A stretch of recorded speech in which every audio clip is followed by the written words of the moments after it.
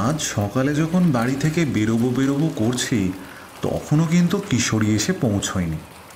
কাল রাতে বেশ মুষলধারে বৃষ্টি হয়েছে, আর টানা কয়েক ঘন্টার বৃষ্টি হলে এদিকে ওদিকে পথে জল জমে যাওয়াটা অতি স্বাভাবিক ব্যাপার। তবে রবিবারের সকালটা যদি বৃষ্টির জন্য তারানাথের বাড়ি না যাওয়া হয়, তাহলে তো হয়েই গেল। অনেকক্ষণ অপেক্ষা করেও যখন কিশোরীর দেখা মিলল না, তখন মনে মনে ভেবে ফেললাম যে আর একটু দেখি, তারপর সে না এলে একাই বেরিয়ে পড়ব। মনে মনে ভেবে যখন বেরিয়ে পড়ব ভাবছি, তখনই কিশোরী এসে হাজির। তাড়াতাড়ি বৃষ্টির মধ্যে হাতের ছাতা একপাশে খুলে রাখতে রাখতে সে বলে উঠল, আরে আর বলো না, একটা কাজে আটকে গিয়েছিলাম। আমি ভাবলাম তুমি বোধহয় আমায় না নিয়েই আজ তারানাথের কাছে চলে যাবে। আর কিছুক্ষণ দেখতাম, তারপর যদি তুমি না আসতে তাহলে সত্যিই চলে যেতাম বটে। তবে এত দেরি হলো কেন? আর বলো কেন, বাড়ির পাশেই এক ভদ্রলোক রীতিমতো অসুস্থ হয়ে পড়েছিলেন। সকালের দিকে তাকে নিয়ে সে এক ঝক্কি গেল, কোনো রকমে হাসপাতালে ভর্তি করে দেওয়া হলো। এখন আবার তার তিনকুলে কেউ নেই, হাসপাতালে গিয়েই তো আর চলে আসা যায় না, তাই কিছুক্ষণ থাকতে হলো। সব কিছু সেরে দুজনকে রেখে এলাম, আবার বিকেলের দিকে না হয় একবার দেখে আসবো। তুমি বলো, একেতে আমাদের জন্য সময় বার করা যায় না, তার উপর তারানাথের কাছে না গেলে গোটা সপ্তাহটা হাঁ করে বসে থাকতে হবে। না না, ও কথা বলো না।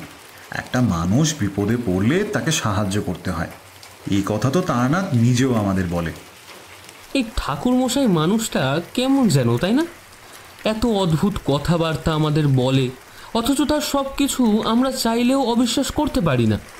আর তার কথা যেন আমাদের কাছে সবসময় সত্যিই বলে মনে হয়। আমি এই কথার উত্তর দিলাম না। তারানাথ তান্ত্রিক যে আসলে আমাদের কাছে ঠিক কতটা গুরুত্বপূর্ণ, তা হয়তো তাকে বলে বোঝানো যাবে না। যে মানুষটাকে আমরা শ্রদ্ধা করতে জানি, তার কথায় এমনিই বিশ্বাস জন্মায়। এমনকি কিশোরীর মতো স্পষ্টবাদী সন্দেহপ্রবণ ছেলেটিকেও আমি তারানাথের কথা চুপটি করে বসে শুনতে দেখেছি। আর তা হবে নাই বা কেন? এখন না হয় তার সময় খারাপ যাচ্ছে, কিন্তু এক সময় তার বাড়ির সামনে জুড়ি গাড়ির লাইন লেগে থাকত। মধুসুন্দরী দেবী, কালভৈরব, এমনকি আরও অনেকের আশীর্বাদ ধন্য ছিল সে। এইসব ভাবতে ভাবতেই আমার নীরবতা ভেঙে একসময় কিশোরী বলে উঠল, ছাতা তুলে নাও হে, বৃষ্টি কিন্তু এত সহজে থামবে না। আর চলো তাড়াতাড়ি বেরিয়ে পড়ি। কিশোরীর কথায় গিন্নিকে বলে ছাতা নিয়ে যখন আমরা রাস্তায় নামলাম, তখন বৃষ্টি বাড়তে শুরু করেছে। এমন বৃষ্টিতে হেঁটে যাওয়াই যায় না, তাই অনিচ্ছা সত্ত্বেও আমাদের ট্রাম ধরতে হলো। ভাগ্যিস আগে কিশোরী পাশিংশোটা এনে রেখেছিল। আজ আর তেলে ভাজার দোকানে আমরা দাঁড়ালাম না, কারণ প্রবল বৃষ্টির জন্য তার ব্যবসা আজ বন্ধ। বৃষ্টি মাথায় নিয়ে যখন তারানাথের বাড়ির কাছে এসে পৌঁছালাম, তখন দেখতে পেলাম তার ঘরের দরজা বন্ধ। আসলে যেদিন বেশ বৃষ্টি হয়, বৃষ্টির ছাট দাওয়াই তক্তাপোষের ওপর পর্যন্ত উঠে আসে। সেদিন আমাদের বসার জায়গা হয় তারানাথের ঘরের ছোট্ট চৌকির ওপরে। আজও বোধহয় তেমনটাই হবে। তারানাথের দরজার কাছে গিয়ে কড়া নাড়তে নাড়তে কিশোরী বলে উঠল, ঠাকুরমশাই, ও ঠাকুরমশাই, ঘুমোলেন নাকি? ভেতর থেকে তারানাথের গলা ভেসে এলো, আরে না না, এমন সময় আবার কেউ ঘুমায় নাকি? এ তো জেগে থাকার সময়। এত প্রবল বৃষ্টিতে তোমরা আসবে না ভেবে ঘরের দরজাখান বন্ধ করেছিলাম। এসো এসো, দাওয়ার ওপর উঠে এসো। কথা বলতে বলতে তারানাথ তার ঘরের দরজা খুলে বাইরে বেরিয়ে এসেছে। তার পরনে সেই চিরাচরিত কাপড়, তার মুখে একটা মৃদু হাসি, উজ্জ্বল দুটো চোখের তলায় গাঢ় কালি পড়েছে। মুখের ওপর বলিরেখায় বয়সের ছাপ স্পষ্ট। মাথার চুল আর দাড়ির কথা নতুন করে আর কিছুই বলার নেই। দরজা বন্ধ করে ঘরের ভেতরে কি করছিলেন ঠাকুরমশাই? পুঁথিপত্র পড়ছিলেন নাকি? পুঁথিপত্র যে মাঝে মাঝে পড়ি না তা নয়, কিন্তু এখন আর ওসব পড়তে ভালো লাগছিল না। ঘরে বসে অতীতের চিন্তা করে চলেছিলাম। আমরা তো সেই আগের রোববার এসেছিলাম, আজ আবার এলাম। এর মধ্যে আপনার খদ্দের জুটেছিল কেমন? তা বেশ ভালো। এই গোটা সপ্তাহে দুজন আমার কাছে এসেছিল। তবে ওসব নিয়ে এখন আর ভাবি না। কবে ভগবানের ডাক এসে যাবে, চলে যেতে হবে তারই অপেক্ষা করি। তোমরা এসো, ঘরের ভেতরে এসো। আমরা আর বাইরে অপেক্ষা করতে পারছিলাম না, কারণ ততক্ষণে বাইরের বৃষ্টিটা আবার বাড়তে শুরু করেছে। আমরা তাড়াতাড়ি দাওয়ার উপর উঠে ছাতার জুতো বাইরে রেখে ঘরে গিয়ে ঢুকলাম। তারানাথ আমাদের চৌকির একপাশে বসতে বলে নিজে তার জন্য বরাদ্দ জায়গাটায় গিয়ে বসল। গামছা আগেই রাখা ছিল চৌকির একপাশে। সেই গামছায় আমরা মাথা মুছে নিয়ে একটু গুছিয়ে বসতেই তারানাথ বলে উঠল, কই কই তাও দেখি, তোমাদের একটা পাসিং শো দাও তো। আর সকাল থেকে বৃষ্টি বাদলা আমেজটাই আলাদা। দাও দাও দাও। কিশোরী সিগারেটের প্যাকেটটা এগিয়ে দিয়ে বলল, ঠাকুরমশাই, আজ কিন্তু এমন একটা বাদলার দিন, আপনাকে একটা ভালো গল্প বলতে হবে। একটা কথা আমি মাঝে মাঝে ভাবি, জানেন তো, আপনি যদি আগের সময় না হয়ে আমাদের সময় পথে পথে ঘুরে বেড়াতেন কিংবা সাধনা করতেন, তাহলে ব্যাপারটা বড় ভালো হতো না? না না, এ কি তুমি বলছো কিশোরী? এখনকার দিনে এসব তন্ত্র মন্ত্র সাধনার কিন্তু খুব একটা চল নেই। তারানাথের সময় এসব ছিল, এখন কি এসব হয়? আমাদের কথা তারানাথের কানে ভেসে উঠতেই তারানাথ হেসে বলল, না হে, তোমাদের সময় হলে আমার আর এই সাধনা করা হতো না। এখন তো তোমরা ধীরে ধীরে গ্রাম তুলে দিয়ে শহর বানিয়ে ফেলার চেষ্টা করছো। এখন গ্রাম আর আছে কোথায়? এই যে এখন যেখানে শহর গড়ে উঠেছে, এই সমস্ত জায়গা আগে কি ছিল? আগে ছিল গ্রাম আর জঙ্গলে ভরা। এখন জঙ্গল খুঁজতে গেলে সেই তোমাদের অনেক দূর পর্যন্ত যেতে হবে। আমাদের সময় তো আশেপাশেই ছিল। না হে, তোমাদের সময়ের চেয়ে আমাদের সময় ভালো ছিল, বুঝলে? আমরা চুপ করে বসে রইলাম। তারানাথ পাশের ঘরে কি একটা কাজে যেন গেল। তারপর যখন ফিরে এলো, তার হাতে একটা ছোট্ট বাটিতে রাখা দুটো মিষ্টি। আমাদের সামনে বসে বাটিটা আমাদের দিকে এগিয়ে দিয়ে তারানাথ বলল, আসলে কাল আমার চেনা এক ভদ্রলোক এসেছিল, তাই সে হাতে করে কিছু মিষ্টি নিয়ে এসেছিল।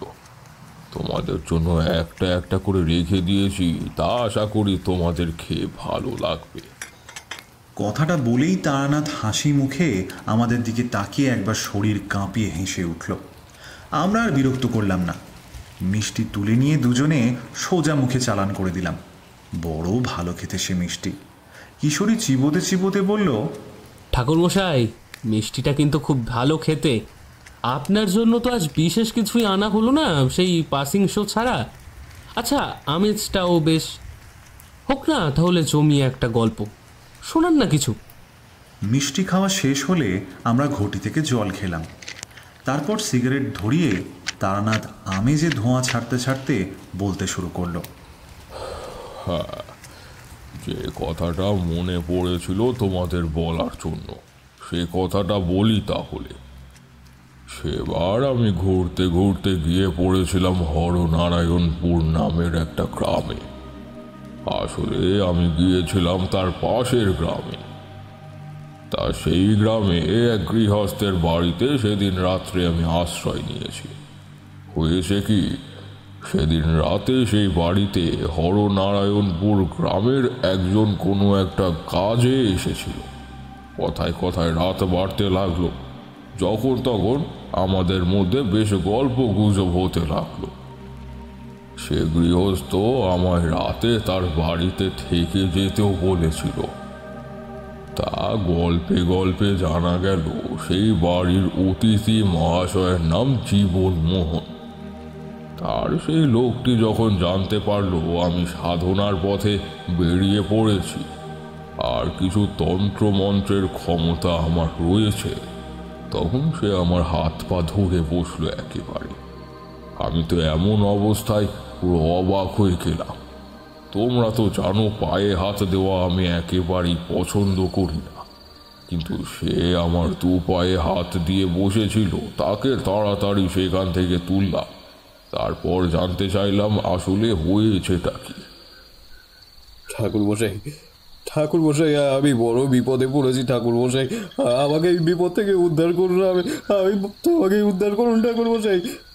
তোমার কি বিপদ হয়েছে তা যদি আমায় খুলে না বলো তাহলে তোমায় সাহায্য করব কি করে বলো তো? জীবনমোহন একটু শান্ত হয়ে আমার পাশে এসে বসলো। যার বাড়িতে আমি আশ্রয় নিয়েছিলাম তার নাম হলো গোবিন্দ। গোবিন্দ বলে উঠল, বলো জীবনমোহন, বলো। ঠাকুর মশাই যদি তোমাকে সাহায্য করতে পারেন, ঠাকুর মশাইকে সব খুলে বলো। আসলে ঠাকুরমশাই, আমার বাড়ি পাশের গ্রামে, হরনারায়ণপুরে।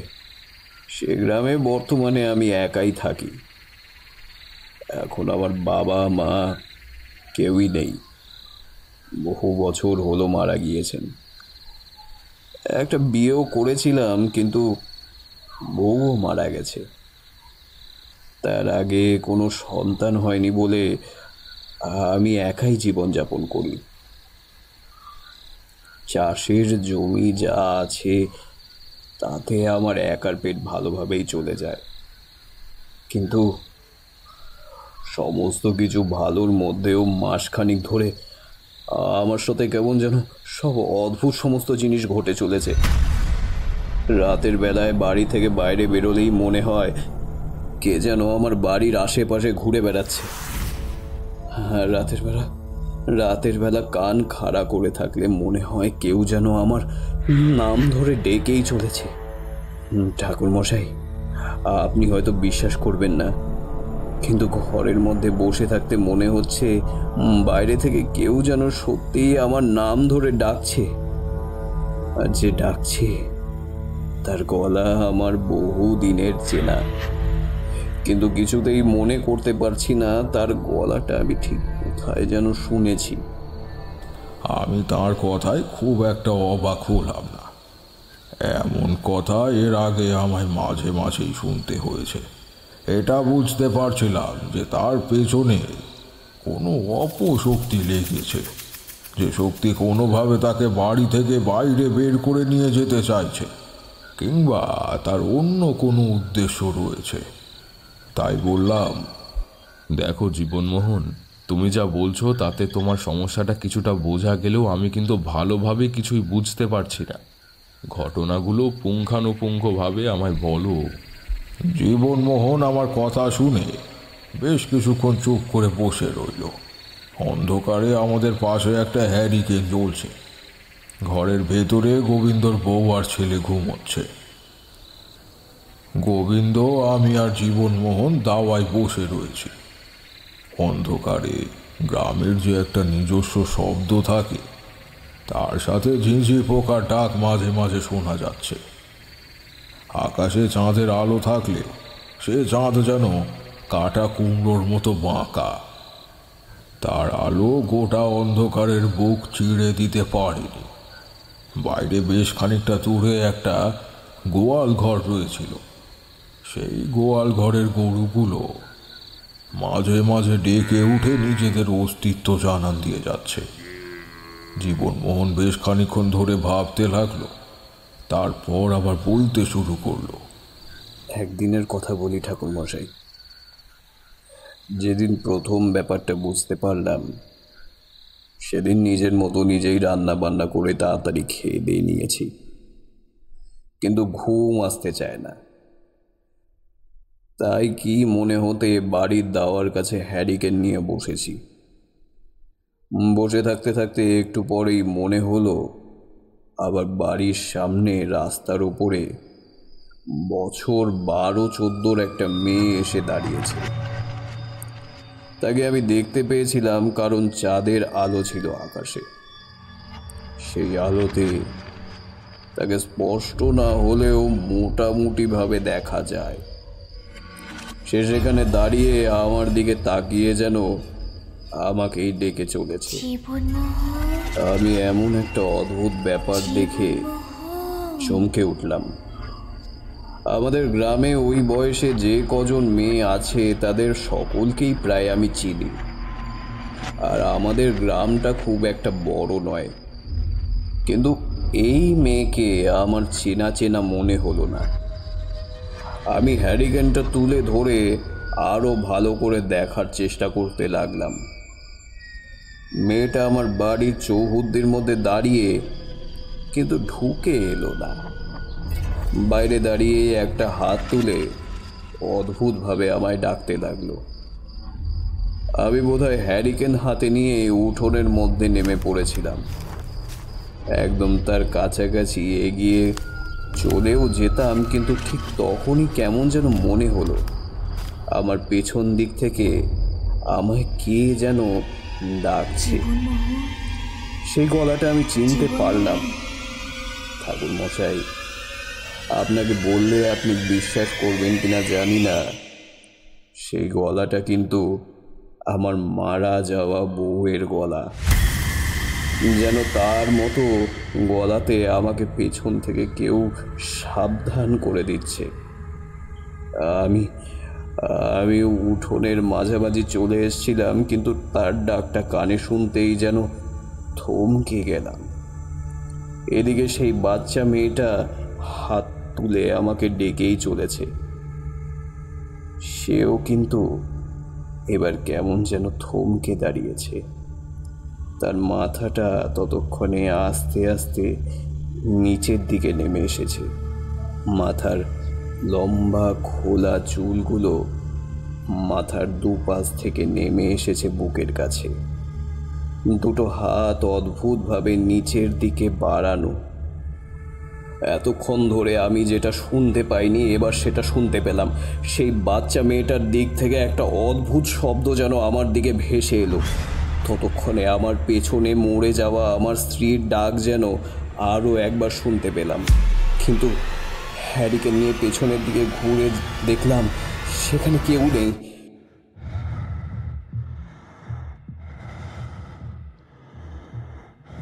সামনের দিক থেকে সেই অদ্ভুত জোরে জোরে নিঃশ্বাসের শব্দটা যেন বেড়েই গেল।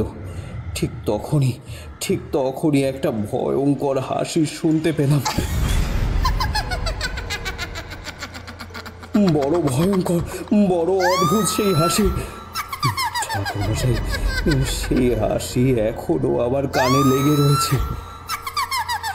হাসি শুনে সামনের দিকে তাকাতেই দেখি কই সেই বাচ্চা মেয়েটা।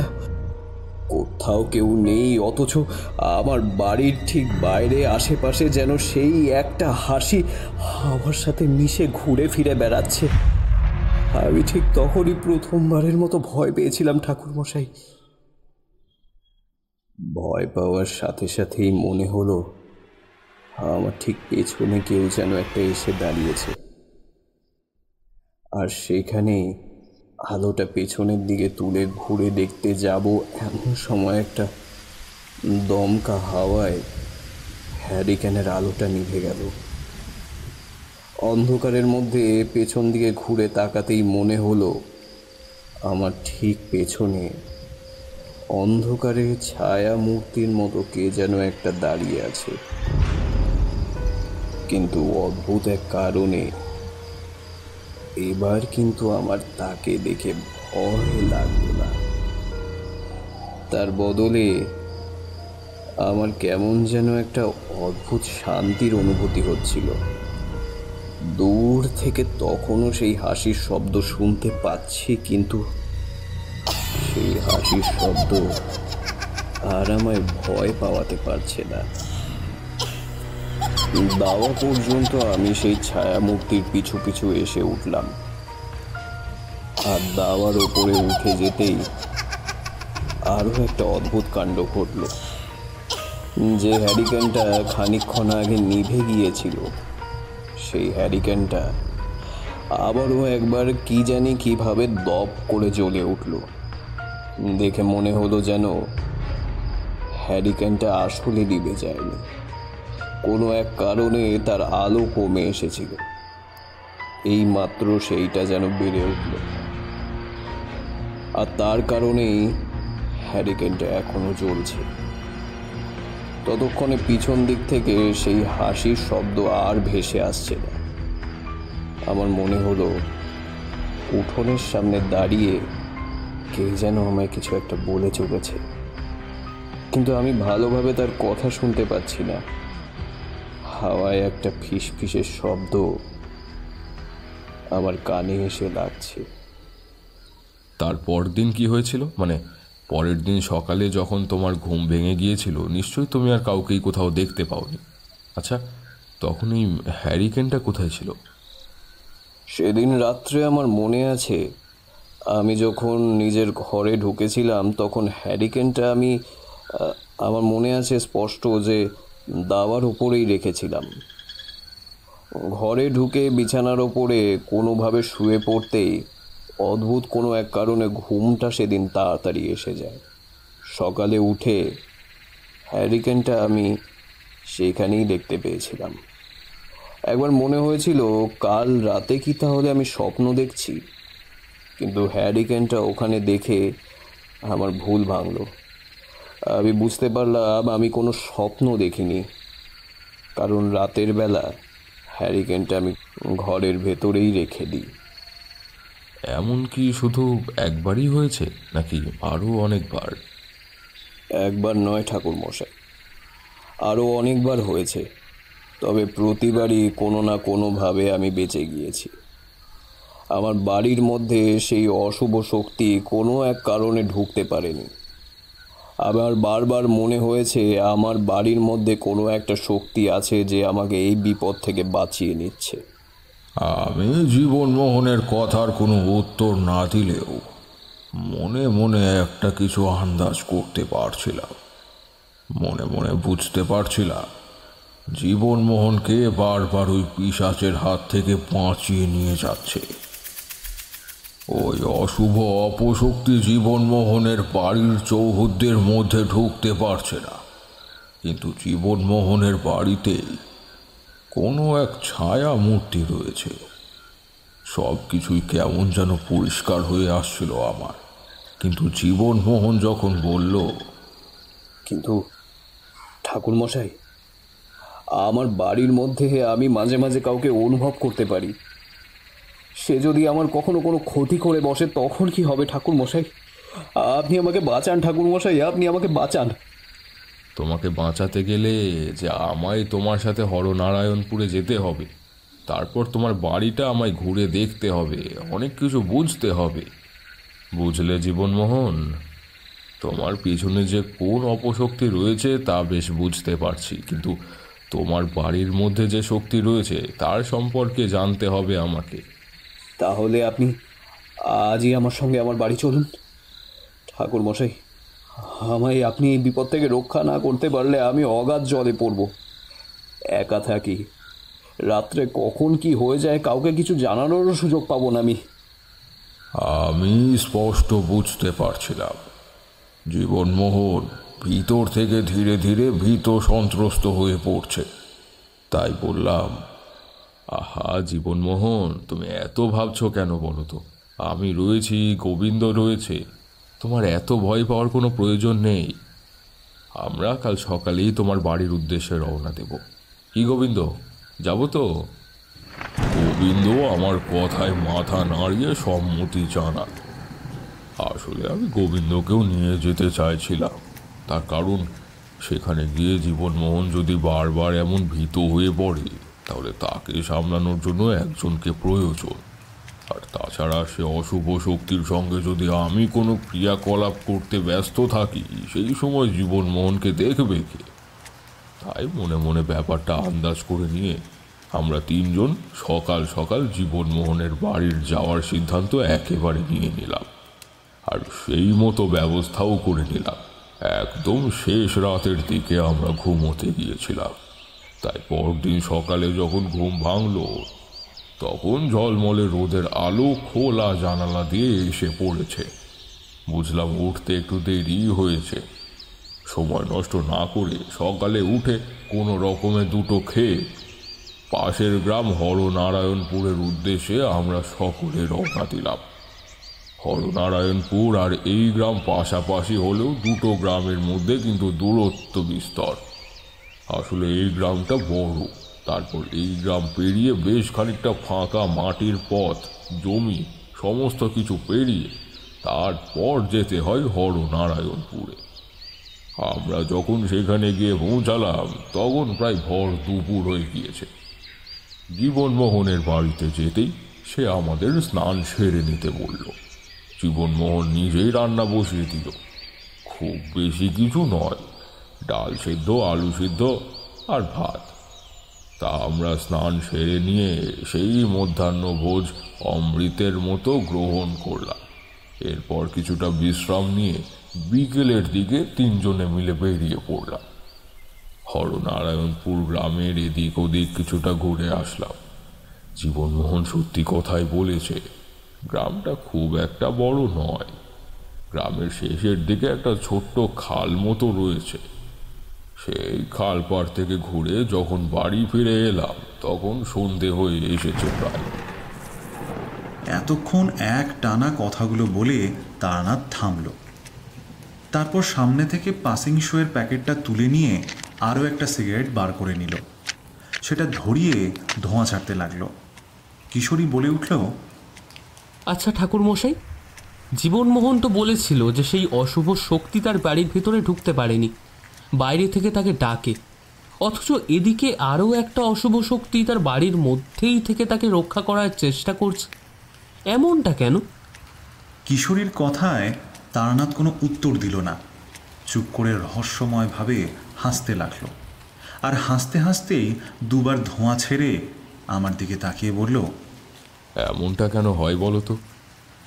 এক অশুভ শক্তি তার বাড়ির মধ্যে ঢুকতে পারছে না, অথচ অন্য শুভ শক্তি তার বাড়ির মধ্যেই, তার কাছাকাছি রয়েছে কেন?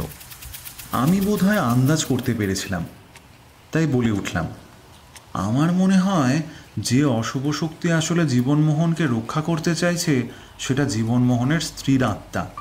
তাই সে জীবনমোহনকে রক্ষা করতে জীবনমোহনের বাড়ির ভেতরে রয়েছে, এমনকি তার দাওয়া পর্যন্ত উঠে আসতে পারছে।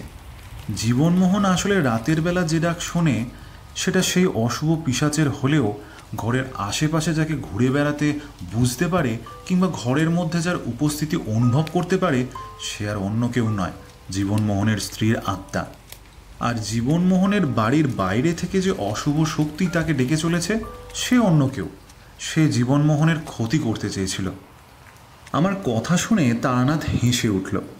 তারপর হাতের সিগারেটটায় আরেকটা লম্বা টান দিয়ে সেটা শেষ করে বিছানায় চৌকির নিচে রাখা নারকেলের মালায় সেটা গুঁজে দিয়ে বলল, কথাটা তুমি ঠিকই বলেছ, বুঝলে। আসলে জীবনমোহনের আশেপাশে দুই অশুভ শক্তি ঘুরে বেড়াচ্ছিল, সেটা আমি বুঝতে পেরেছিলাম। তাই আমি তার বাড়ি যেতে চেয়েছিলাম। সেদিন সন্ধেবেলা কোনো রকমে খাওয়া দাওয়া সেরে আমরা তিনজন যখন জীবনমোহনের বাড়ির দাওয়ার উপরে বসে রয়েছি তখন কিন্তু চারপাশটা অতি শান্ত, অতি নীরব।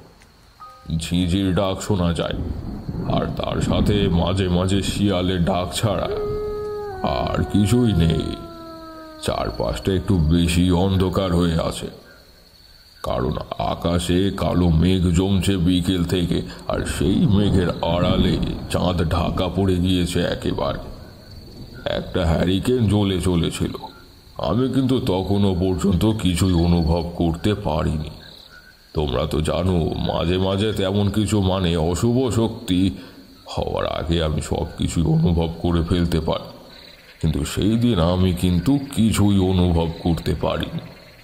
তখনও পর্যন্ত আমি একবার ভাবলাম তাহলে কি আজ আর কিছুই হবে না, আর যদি কিছু নাই হয় তাহলে গোটা একটা দিন আমাদের এখানে কাটাতে হবে।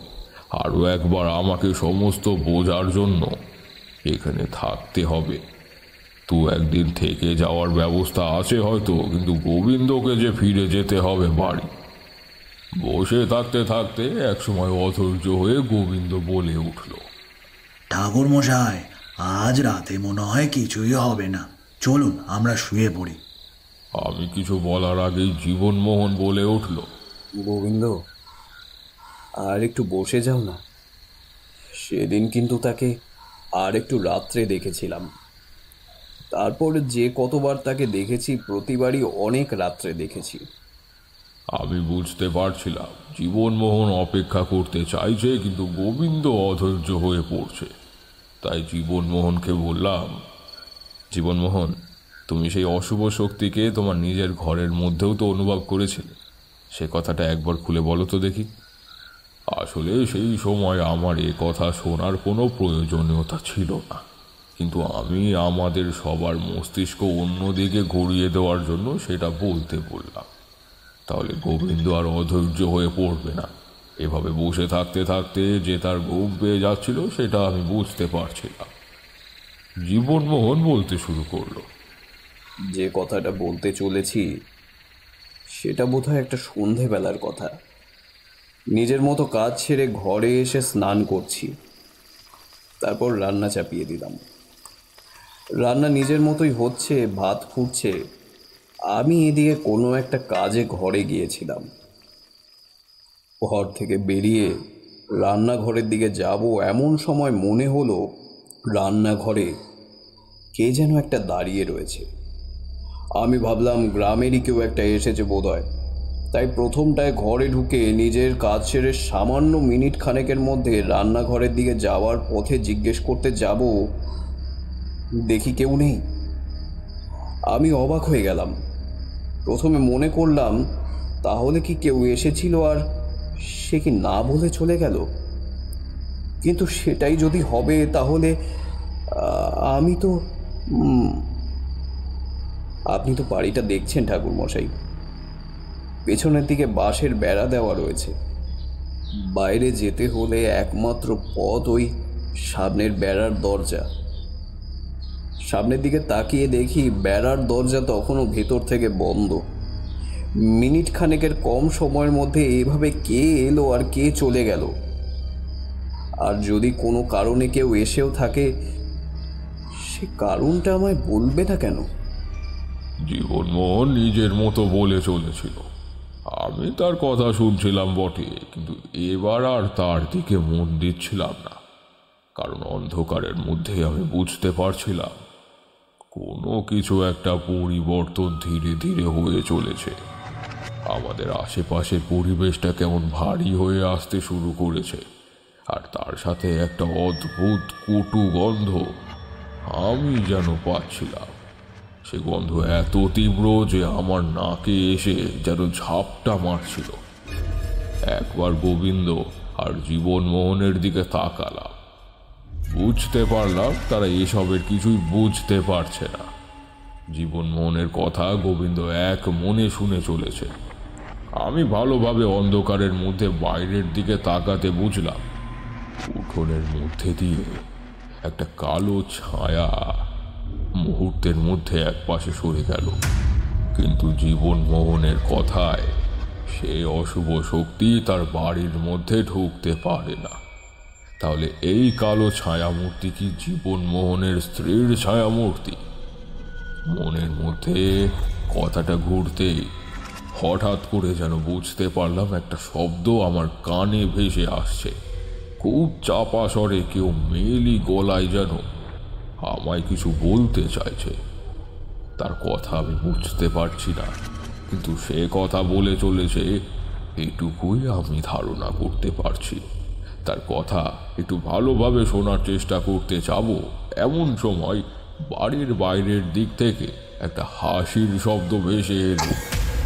সে হাসি যে কোনো মানুষের হতে পারে না, তা এক কথায় বলে দেওয়া যায়।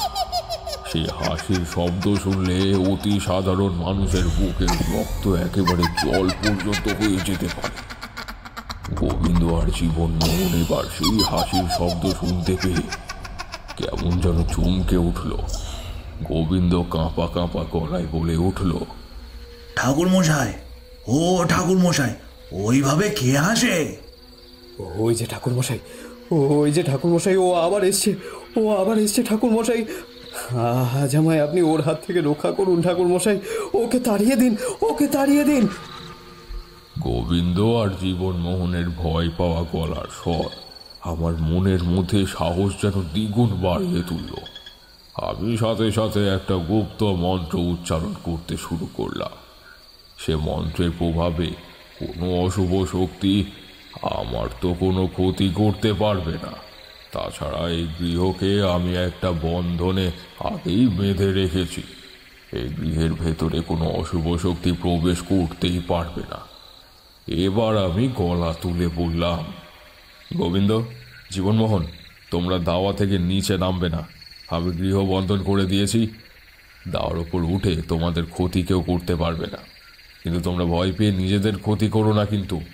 তাই সাবধান, আমি সেই অশুভ শক্তিকে এখান থেকে তাড়ানোর ব্যবস্থা করছি। গোবিন্দ আর জীবনমোহন আমার কথায় সেইখানেই বসে রইল, কিন্তু আমি বুঝতে পারছিলাম তারা ভয়ে ঠক ঠক করে কেঁপে চলেছে। আমি সামনের দিকে এগিয়ে যেতে যেতে অনুভব করতে পারলাম এ বাড়ির চৌহদ্দির মধ্যে কোনো এক শক্তি তো রয়েছে। অন্ধকারে ভালোভাবে দেখা না গেলেও তাকে আমি অনুভব করতে পারছি।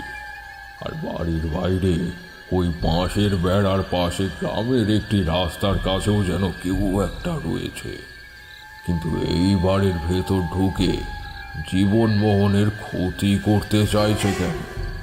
আমি আর একটু এগিয়ে গিয়ে একবার গলা তুলে চাইলাম, বললাম, কে কে তুমি? তুমি জীবনমোহনের পিছু নিয়েছো কেন? কি চাই? প্রথমে হাওয়ার শব্দ ছাড়া আর কিছুই নেই যেন মনে হলো। আমার ঠিক পেছনটায় কেউ একটা এসে যে দাঁড়িয়েছে সেটা আমি বুঝতে পারলাম। পেছন ঘুরে অন্ধকারের মধ্যে আরো একটা জীবন্ত জমাট বাঁধা অন্ধকার দেখতে পেলাম আমি। কিন্তু তা নিয়ে আমার চিন্তা করার কিছু নেই। আমি জানি আমার পেছনে কে এসে দাঁড়িয়েছে। তাই সামনের দিকে তাকিয়ে আরো একবার সেই প্রশ্নটা করতে হাসির শব্দটা শুনতে পেলাম। তার সাথে কেউ যেন গর্জন করে বলে উঠল, আমি আমি পিছনে আছি জীবনমোহনের। আমি ওকে ছাড়বো না। কিন্তু আমি থাকতে তুমি যে ওর কোনো ক্ষতি করতে পারবে না। আর তাছাড়া জীবনমোহনের স্ত্রী যে তাকে রক্ষা করে চলেছে, সে থাকতে তুমি তার ক্ষতি করবে কি করে? কথাটা বলার সাথে সাথে আবার কানের মধ্যে সেই মেয়েলি ফিসফিসে কথা আমি শুনতে পেলাম। কথার মানে স্পষ্ট বুঝতে না পারলেও এইটা বুঝতে পারছিলাম যে জীবনমোহনের স্ত্রী আমায় কিছু একটা বলে চলেছে। আবার বললাম, তুমি যেই হও না কেন, এখান থেকে চলে যাও। না, আমি এখান থেকে জীবনমোহনকে নিয়েই যাব।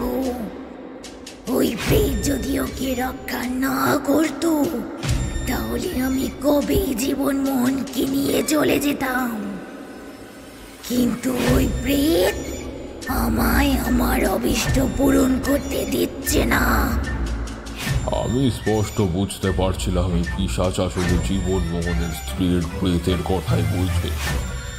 আর আমার পেছনে এখন যে দাঁড়িয়ে রয়েছে সে আসলে সেই। আমি তবুও গলা তুলে বললাম, তোমায় এখান থেকে যেতেই হবে, নইলে আমি কিন্তু এমন কিছু করতে বাধ্য হব যাতে তোমায় এখান থেকে চলে যেতে বাধ্য হতে হয়। এখন ভালোই ভালোই তুমি যদি না যাও তাহলে আমায়। এতটা বলেই তারানাথ চুপ করল। আমি আর কিশোরী অবাক হয়ে তার কথা শুনছিলাম। সে এক গুপ্ত প্রক্রিয়া, তোমাদের তা বলা সম্ভব নয়। তবে এটুকু বলে রাখতে পারি যে সে প্রক্রিয়ায় কিছু উপকরণ আমায় সংগ্রহ করে নিয়ে যেতে হয়েছিল। আর সেগুলো দিয়ে আমি একটা গোপন মন্ত্র পড়ে সেই পিশাচের দিকে ছুঁড়ে মারতেই সেই পিশাচ ভয়াবহভাবে চিৎকার করতে শুরু করে দিয়েছিল। যা শুনলে হাড় একেবারে হিম হয়ে যাওয়ার মতো অবস্থা হতে পারে। এমন পরিস্থিতিতে আমি তাকে আবার বললাম, এখনো সময় আছে, এখান থেকে চলে যাও, এখান থেকে চলে যাও, নইলে কিন্তু। চলে যাচ্ছি, কিন্তু কিন্তু তুই ওকে আমার হাত থেকে বাঁচাতে পারবি না। আমি আবার আসবো, আমি আবার আসবো। কথাটা বলার সাথে সাথেই একটা হাওয়ার ঝটপটানোর শব্দ আমি যেন শুনতে পেলাম আমার পিছনে, কিন্তু তখনও সেই ছায়াটি দাঁড়িয়ে রয়েছে। আমি পিছনের দিকে ঘুরলাম, হ্যারিকেনটা তখন জ্বলছে। জীবনমোহন আর গোবিন্দ আমার দিকে অবাক হয়ে তাকিয়ে রয়েছে। আমি পিছনে তাকিয়ে অন্ধকারের মধ্যে আরও অন্ধকারের মতো জীবন্ত সেই প্রেতের দিকে উদ্দেশ্য করে বললাম, মা, তুমি যতক্ষণ আছো ততক্ষণ তোমার স্বামীকে কেউ কোনো ক্ষতি করতে পারবে না। আসলে তোমার স্বামী ভয় পেয়ে আমায় ডেকে এনেছে। সে তো আর জানে না তুমি তাকে রক্ষা করে চলেছ। আমার কথায় কি হলো জানি না, অন্ধকার আস্তে আস্তে ফিকে হয়ে আসতে লাগলো। আমি বুঝতে পারলাম সে যেন আমার পাশ দিয়ে হাঁটতে হাঁটতে বাড়ির পিছনের দিকে চলে যাচ্ছে।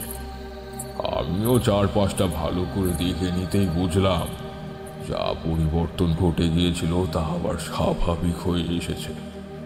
আমি দাওয়ার কাছে যেতেই দেখলাম সেখানে জীবনমোহন আর গোবিন্দ অবাক হয়ে আমার দিকে তাকিয়ে রয়েছে।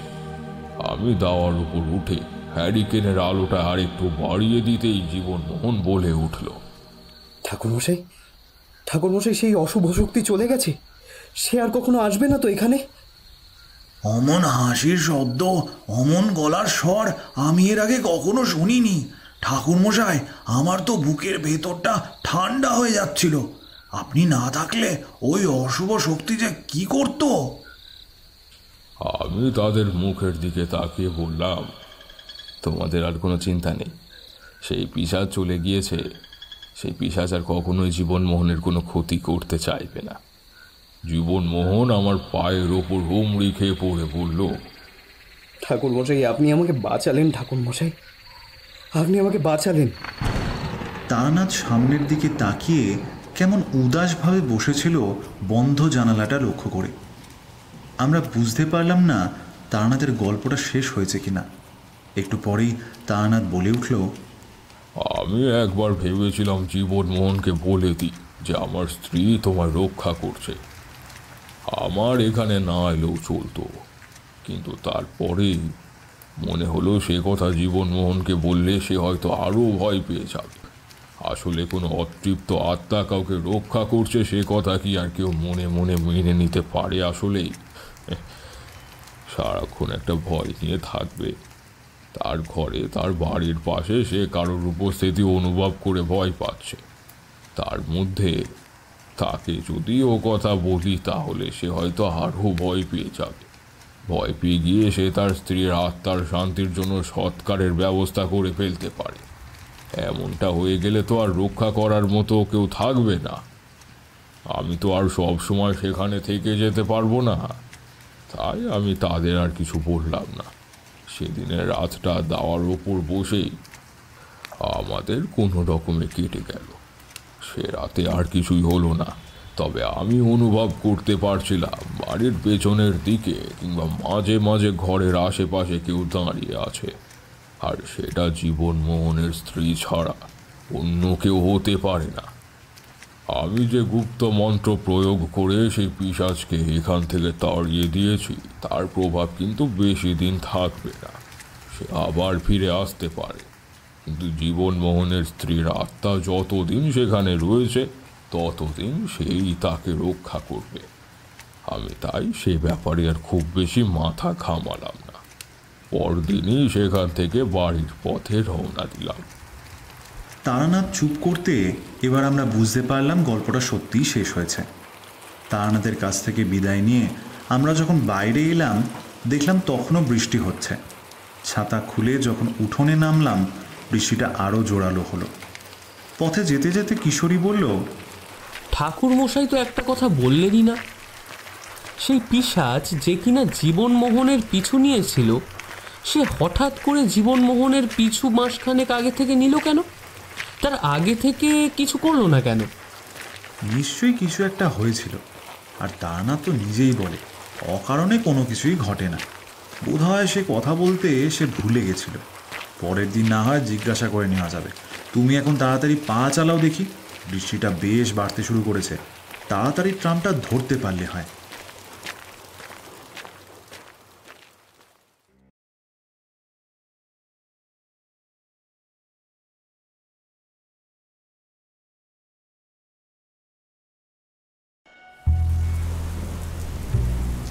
এক শ্রাবণের বর্ষার সন্ধ্যা। আকাশ কালো ও মেঘাচ্ছন্ন হওয়ায় সন্ধ্যা নেমেছে একটু তাড়াতাড়ি। আমরা মানে আমি ও কিশোরী অফিসের কাজ সেরে যথারীতি মটলেনে এসে হাজির হয়েছি তারানাথের ডেরায়। কারণ এমন বৃষ্টিমুখর সন্ধ্যাটা তারানাথ তান্ত্রিক ছাড়া আমাদের ঠিক চলে না। সত্যি বলতে কি, এমন বাদলার দিনে তারানাথের গল্প ছাড়া ঠিক জমে না। আমরা গল্প বলি বটে, কিন্তু এগুলো তার জীবনের চিত্র বিচিত্র ঘটনা। তবে সে ঘটনার সত্য মিথ্যা বিচার করার ক্ষমতা আমাদের নেই। কিন্তু তার বকবকানি শুনতে যেন অন্য জগতে হারিয়ে যায়। আর যখন গল্প শেষে মঠ লেনের বৈঠকখানা ছেড়ে কলকাতার ফুটপাতে পা দিই, তখন বিশ্বাসের ভীতি আস্তে আস্তে নড়তে শুরু করে। কিন্তু মন খারাপ বা মানসিক চিন্তা থাকলে আবার তারানাথের কাছে এসে গল্প শুনি। মানুষটা গল্পের খনি। তবে বৃষ্টি যতই বিরাজমান হোক, তারানাথের বৈঠকখানায় আমাদের যাওয়া চাই। কিশোরী তেলে ভাজা ও পাশিংশোর প্যাকেটটা তারানাথের হাতে তুলে দিল। তারানাথ হেসে সেটা নিয়ে বলল, দাঁড়াও, একটু চা বলি। ভেতরে শ্রীনাথকে চায়ের কথা বলে আবার তক্তপোষে বসলো তারানাথ। কিশোরী বলল, ঠাকুরমশাই, এরকম একটা বাদলার দিনে একখানা গল্প হবে না? তারানাথ একটু হাসল।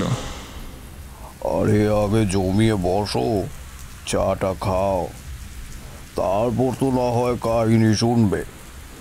তাছাড়া বাইরে যা বৃষ্টি শুরু হয়েছে, আজকের মতো এই বৃষ্টি থামবে বলে তো মনে হয় না। কিছুক্ষণের মধ্যে চা চলে এলো।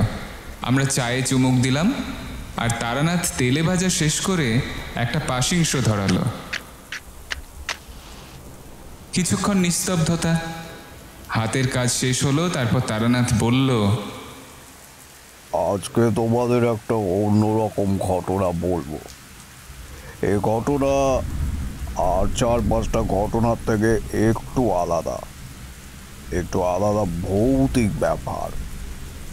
শুরু করুন না, আর দেরি কেন? একটা দীর্ঘ নিঃশ্বাস ফেলে খানিকটা সময় চোখ বন্ধ করে একটু ভেবে নিয়ে গল্প শুরু করলো তারানাথ তান্ত্রিক।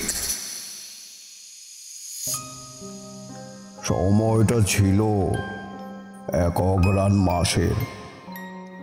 গ্রামে তখন ধীরে ধীরে শীত পড়ছে। একটা দারুণ আমেজ ও অলসতা ভাব। তা একদিন চণ্ডী মণ্ডপে বসে গল্প করছি আমি আর আমার পাড়ার কয়েকজন। এমন সময় একজন ডাকবাবু তার দিয়ে গেলেন আমার নাম করে। তা আমি খামটা দেখে একটু অবাকই হয়েছি, কারণ এমন দিনে এমন সময় আমার নাম করে পত্র কে পাঠাবে। তা আমি বাড়ি এসে পত্রখানা পড়ে যা বুঝেছি, তার কিছুটা সার অংশ আমি তোমাদের বলছি। পত্র পাঠিয়েছে আমার বন্ধু, নাম শিবনাথ সামন্ত। আগে আমাদেরই গ্রামেই থাকতো, কিন্তু বর্তমানে সে থাকে বোলপুরে। শ্রী শ্রী দুর্গা শরণম। তারানাথ, এক ভয়ানক বিপদের সম্মুখীন হইয়া তোমাকে তার করছি। 3 দশেক হইল আমরা বড় বিপদে পড়িয়াছি। আমাদের ভিটা ও এই গ্রামে এক অলৌকিক রহস্যময় ব্যাপার দেখা দিয়েছে, যার জন্যই এই অবস্থা। আমাদের গ্রামে মাস কিছু আগে এক ব্রাহ্মণ কাপালিক অপঘাতে শিকার হয়েছে এবং তাহার বিদেহী আত্মা এখন এই তালুকে ভয়ঙ্কর তাণ্ডব করিতেছে। মানুষ হত্যা করিয়া নিজের জীবনযাপন করিতেছে। এর বেশি পত্রে কিছু বলা যাইবে না। তুমি সদ্যই চলিয়া আসো, নতুবা আমরা নিজেদের জীবন এই অপঘাতী আত্মার কাছে সমর্পণ করিব। ইতি শিবনাথ সামন্ত, বোলপুর, বিষ্ণুগঞ্জ।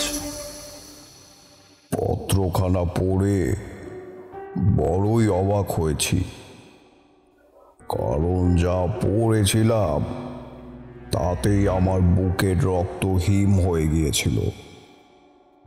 কারণ স্বাভাবিক অর্থেই ভূত প্রেতের থেকে এই অপঘাতী কুটিল আত্মারা একটু বেশি ধূর্ত হয়।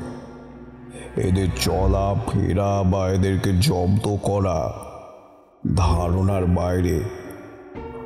অনেক বিধান করে এদের তাড়াতে হয়, কিন্তু আমি ঠিক করলাম যাব। এটা শুধু সাধারণ বা বন্ধুর প্রাণ বাঁচানোর ব্যাপার নয়, একটা গোটা গ্রামে এর রাজত্ব বিস্তার করে দিনের পর দিন নরঘাতক মানুষ শিকারী হয়ে উঠেছে সেই আত্মা।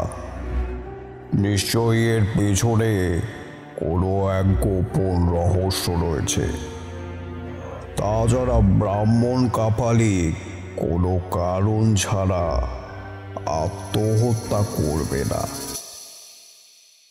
মনের মধ্যে শত প্রশ্নের ভিড় ঠেলা দিয়ে উঠল। আমি চোখ বুজে ইষ্ট নাম স্মরণ করলাম। কালই সকালে রওনা দেব, দেখাই যাক না কি হয়। কিন্তু স্থির করলাম একা যাব না, একজন সঙ্গীকে সঙ্গে করে নিয়ে যেতে হবে, এবং সে যেতে রাজিও হয়ে গেল। আমাদের গ্রামেরই এক চাষির ছেলে, নাম বিনু। আগে বিনুর বাবা মানে বংশী আমাদের জমিতেই চাষবাস করত। এখন সে আর নেই, গত বছর 2 হলো সে মারা গিয়েছেন। 3 কড়ি অর্থাৎ বিনু চাষবাস করে, এখন তার নিজের জমি জমা রয়েছে। তাছাড়া 3 কড়ির মতো একজন লোক থাকলে বেশ সুবিধাই হয়। আসলে চটপটে কাজের লোক থাকলে আমার মতো মানুষের একটু সুবিধাই হয়, শান্তি বোধ হয়।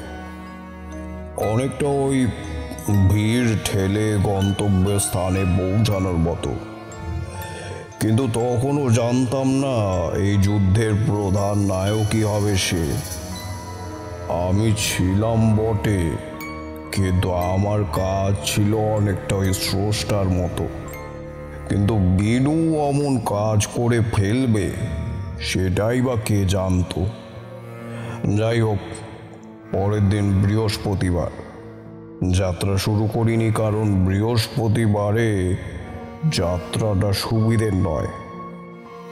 তারই পরদিন অর্থাৎ শুক্রবার বেলা 10টা নাগাদ রওনা দিলাম বিষ্ণুগঞ্জ গ্রামে। আমি শিবনাথের বাড়ি 2 বার গিয়েছিলাম, তাই কোনো অসুবিধাই হয়নি। কিন্তু বোলপুর স্টেশনে নামতেই বিনু হঠাৎই বলে উঠল, ঠাকুর, সামনে আপনার বিপদ দেখছি, সাবধানে যেতে হবে। আমি তো অবাক, কারণ 3 কড়ি পত্রের ব্যাপারে কিছুই জানতো না, শিবনাথের বাড়ির ঘটনার ব্যাপারেও কিছু জানতো না। তবে সে জানলো কেমন করে যে সামনে বিপদ। শুধু তাই নয়, স্টেশন থেকে গরুর গাড়িতে আসার সময় সে খালি মাথা নাড়াচ্ছে আর কি সব যেন বিড়বিড় করে বলছে। আমি ব্যস্ত হয়ে বললাম, কি হয়েছে বিনু, তোমার শরীর খারাপ নাকি? সে দৃঢ় কণ্ঠে আমায় জবাব দিল, না ঠাকুর, এই গায়ে কোনো এক ভয়ঙ্কর আত্মা বাসা বেঁধেছে। কথাটা সে এমনভাবেই বলল যে গাড়ির গাড়োয়ান পর্যন্ত চমকে বিনুর দিকে ভয় চেয়ে রইল।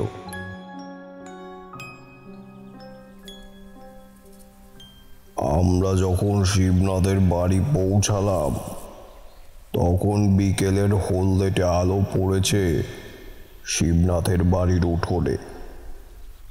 কিন্তু ভূমিতে পা দিতে আমার বুকটা একটু ছ্যাদ করে উঠল। তোমরা তো জানোই যে দেবী আমাকে কিছু অতিমানবিক ক্ষমতা দান করেছিলেন। সেই স্থানে পা দিতে আমার নাকে গন্ধ এলো, বিপদের গন্ধ। বিনু চারপাশ দেখে আক্ষেপ করে বলল, ভালো না, ভালো না, নিশ্চয়ই কোনো বিপদ বা আশেপাশে অমঙ্গলের ছায়া নেমেছে ঠাকুরমশাই। আমরা দুজনে চোখ চাওয়াচাওয়ি করলাম, এমন সময় বাড়ির পিছন দিক থেকে গামছায় হাত মুছতে মুছতে আমাদের দিকে এগিয়ে এলো একজন লোক। বোধহয় বাড়ির চাকরি হবে, কারণ তার পোশাক তাই বলছে। আমাদের এসে নমস্কার করে সে বলল, কাকে খুঁজছেন? শিবনাথ সামন্ত আছেন? বলুন, তারানাথ চক্রবর্তী এসছে। চাকরটা একগাল হেসে বলল, আরে ঠাকুর মশাই যে, আপনার কথাই তো বলছিল কর্তা বাবা। তারপর ভেতরে হাঁক দিয়ে বলল, কর্তা বাবা, ঠাকুর মশাই এসেছেন। সঙ্গে সঙ্গে বেরিয়ে এলো শিবনাথ ও তার স্ত্রী। আমাদের দেখে তাদের মুখে হাসির রেখা দেখা দিল। আরে তারানাথ, আয় আয়, কতদিন পর যে এলি। শিবনাথের বউ গ্রাম্য পরিবেশে মানুষ, তাই আমাদের পা ধুয়ে দিল। আমরা যখন বৈঠকখানায় বসলাম তখন আকাশ কালো হয়ে এসেছে। আমাদের জন্য চা চিড়ে ভাজা এলো। আমি বললাম, ব্যাপার কি হে? কি হয়েছে এখানে? সব বল আমায়। শিবনাথ খানিক ইতস্তত করে 3 কড়ির দিকে তাকালো। আমি মৃদু হেসে বললাম, ওর সামনে বলতে পারিস, কোনো অসুবিধা নেই। একটা দীর্ঘ নিঃশ্বাস ফেলে শিবনাথ বলতে শুরু করলো,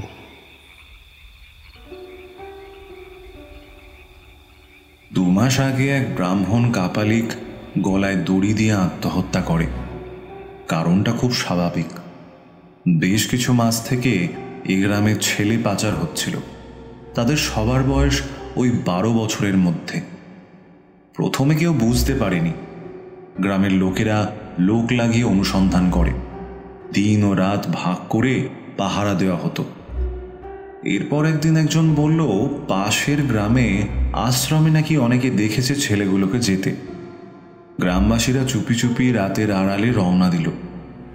তারা আড়াল থেকে নজর রাখত কি হচ্ছে না হচ্ছে সেটার ওপর। বেশ কয়েকদিন পরে চোখে পড়ল ব্যাপারটা। জঙ্গলের পেছনের দিকে বেশ কিছু ছেলেদের নিয়ে যাচ্ছে আমাদেরই গ্রামের বিশু চাষির বিধবা বউ বিনা। গ্রামবাসীরা তাদের পেছনে ধাওয়া করল। কিছুটা যাবার পর একটা পুরনো বাড়িতে ছেলেদেরকে প্রবেশ করতে দেখল তারা। তারা কম করে 7 জন ছিল, আর তাদের সবার বয়স 12 বছর। সেই পুরনো বাড়িটার নিচে আর একটা ঘর ছিল। সেই ঘরেই সমস্ত ছেলেগুলোকে নিয়ে যাওয়া হয়। আর বেশ কিছু সময় পরে চিৎকারের শব্দ আসতে লাগলো, আর বোঝা গেল এখানে ডেকে এনে ওই নির্মম বাচ্চাগুলোকে বলি দেওয়া হয়। এই ঘটনা শোনার পর তো সবাই রেগে আগুন। শেষ পর্যন্ত বিনা এই সব করে বেড়াচ্ছে। ওই শয়তান কাপালিকের সঙ্গ নিয়ে নরবলি দিয়ে বেড়াচ্ছে। এতদিন প্রত্যেকটা ছেলেকে ডেকে এনে বলি দেওয়া হয়েছে। রামনাথ বণিক এখানকার স্থানীয় জমিদার। জমিদারি ব্যবস্থা এখন আর কিছুই নেই, তবে দাপট এবং শাসন আছে। তাই গ্রামবাসীরা সবিস্তারে সব জানালো। জমিদার শুনে বলল, কঠোর শাস্তি নেওয়া হবে।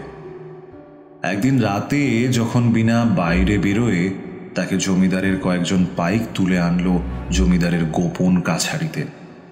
আর সেই রাতে তুলে আনা হলো কাপালিক বানেশ্বরকেও। সকালবেলা কয়েকশো গ্রামবাসীর সামনে সভা বসল। কাপালিকের চোখ রাগে যেন বিভীষিকার মতো জ্বলছে, আর বিনাকে পরন্ত রোদে গাছে বেঁধে রাখা হয়েছে। রামনাথ উগ্রভাবে বলে উঠল, হতভাগা পাষণ্ড কাপালিক, লজ্জা করে না ব্রাহ্মণের সন্তান হয়ে এইসব কুকর্ম করতে? দিনের পর দিন চোখের আড়ালে শিশু হত্যা করেছিস। তোদের তো নরকেও ঠাঁই হবে না রে। তোদের আমি শাস্তি দেব। এই ওই শয়তান বিনাকে মেরে ফেল। এই কাপালিককে গণপ্রহার কর। কিন্তু যেই লাঠিয়ালরা এগিয়েছে অমনি দপ করে আগুন জ্বলে উঠল, আর সঙ্গে সঙ্গে চারিদিকে যেন একটা ধুলোর ঝড় সৃষ্টি হয়েছে। লোকজনেরা দিনের বেলাতেও ভয় দৌড়াদৌড়ি করতে শুরু করেছে, কিন্তু রামনাথ এত সহজে মুষড়ে যাওয়ার লোক নয়। সে লাঠি হাতে নিজেই প্রথমে বীণার মাথার পেছনে সজোরে আঘাত করে, আর সঙ্গে সঙ্গে সে মাটিতে লুটিয়ে পড়ে মারা যায়। এরপর কাপালিককে দূর থেকে একটা বড় সড়ো ইঁট দিয়ে আঘাত করে রামনাথ। তবে তাতে তার ক্ষতি হয়েছিল সামান্যই, কারণ সেই কাপালিক যেমন তেমন লোক ছিল না। সে তখন কিছু করল না বটে, কিন্তু বীণাকে দেখে তার চোখে জল এলো, কারণ বীণা ছিল তার ভৈরবী। তাকে প্রাণে হত্যা করেছে রামনাথ। কাপালিক ক্রোধে কাঁপতে কাঁপতে বলল, আচ্ছা, আমিও দেখছি। এই বলে কোল পাঁজা করে বীণার মৃতদেহ নিয়ে চলে গেল সে।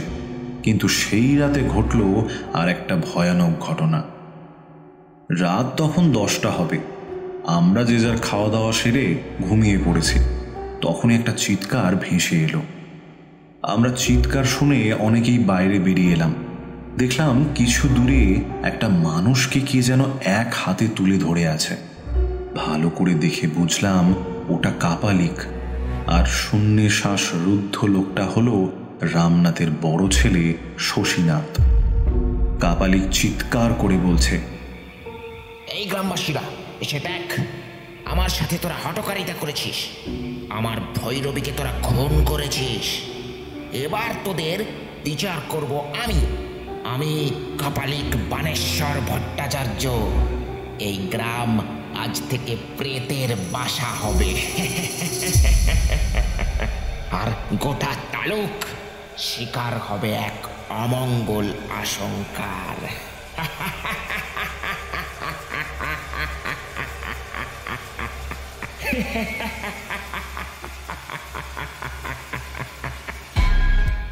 কথা শেষ করেই কাপালিক এক বিকট অট্টহাস্য করে তার সামনে রাখা একটা ছোড়া তুলে নিয়ে শশীধরের ধর থেকে মুন্ডটা আলাদা করে দিল। তারপর কাকে যেন আহ্বান করল।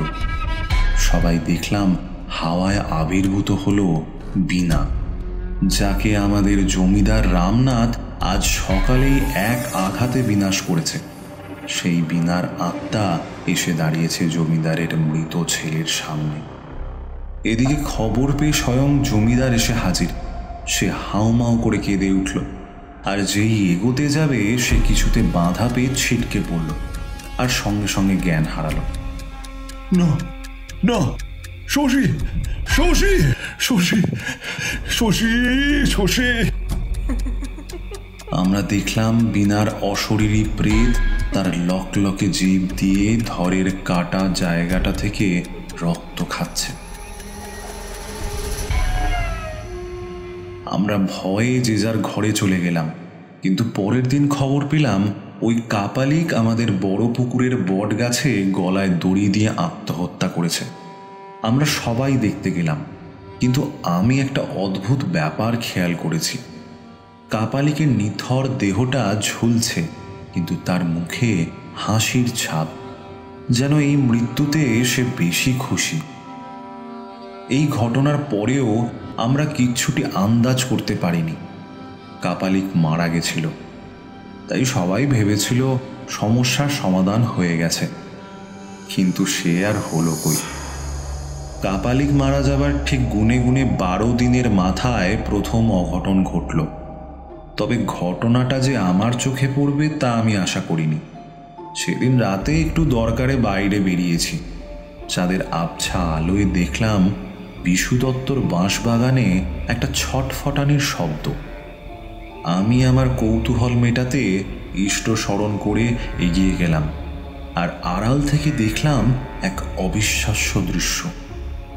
বিশু দত্তের গায়ে গরু মাটিতে পড়ে ছটফট করছে, আর বীণার প্রেতাত্মা তার করাতের ফলার মতো দাঁত বসিয়ে গরুর কণ্ঠনালী থেকে তৃপ্তির স্বরে রক্ত খাচ্ছে। এমনকি গরুটা টু শব্দটি পর্যন্ত করতে পারছে না। আর তার পাশে দাঁড়িয়ে কাপালিকের আত্মা। এর পরেও অনেকগুলো ঘটনা ঘটেছে, তবে মাত্র 2 দিন আগে আর একটা অঘটন ঘটে। গত 7 দিন ধরে হরনাথ চাষির বউ নিখোঁজ ছিল। অনেক খোঁজখাজ করেও কোনো হদিশ মেলেনি, কিন্তু 2 দিন আগে তার আধ খাওয়া নগ্ন শরীরটা পাওয়া গেল আমাদের বাঁশ বাগানের শেষে ডোবার ধারে। এসব কথা শুনে আমার গায়ে তো রীতিমতো কাটা দিয়ে উঠল। আমার শরীরে রোম খাড়া হয়ে উঠেছে। এ কি তাণ্ডব! প্রতিশোধ নিতে কাপালিক উন্মাদ হয়ে উঠেছে। শিবনাথ আবার বলতে শুরু করলো। এমন করেই দিন কাটছে, তবে এবারে তার কুনজর পড়েছে আমার বাড়িতে। আমার বাড়ির আশেপাশে ওই কাপালিকের আত্মাকে অনেকে ঘুরতে দেখেছে। রাতে ভালো করে ঘুম হয় না শেয়ালের ডাকে, নয়তো কুকুরের মরা কান্না শোনা যায়, আর মাঝে মধ্যেই গা শিরশির করা শীতল বাতাস বয়ে যায়। এছাড়া বিনার আত্মাকেও গ্রামের অনেকে রাতে ঘুরে বেড়াতে দেখেছে। সে কি ভয়ঙ্কর চেহারা! শিবনাথের কথা শেষ হতেই বিনু বলে উঠল, বড়ই বিপদ ঠাকুরমশাই। কিন্তু একটা ব্যাপার আমার জানা দরকার, সেটা হলো তোর উপর এত রাগ কেন কাপালিকের? শিবনাথ একটু চাপা গলায় বলল, আগে আমি ওর হয়ে কাজ করতাম, অনেক অপকর্ম করিয়েছে আমাকে দিয়ে, আর বলেছিল জমিদার রামনাথের মেয়ে রমাকে ভুলিয়ে ভালিয়ে নিয়ে যেতে ওকে বলি দিয়ে সাধনা করবে, কিন্তু আমি রাজি হইনি। সেই থেকে আমার উপরে রাগ এবং আমাকে শাসিয়েছিল। বেশ, সব শুনলাম। কটা দিন থাকি, তারপর না হয় কাজ শুরু করব।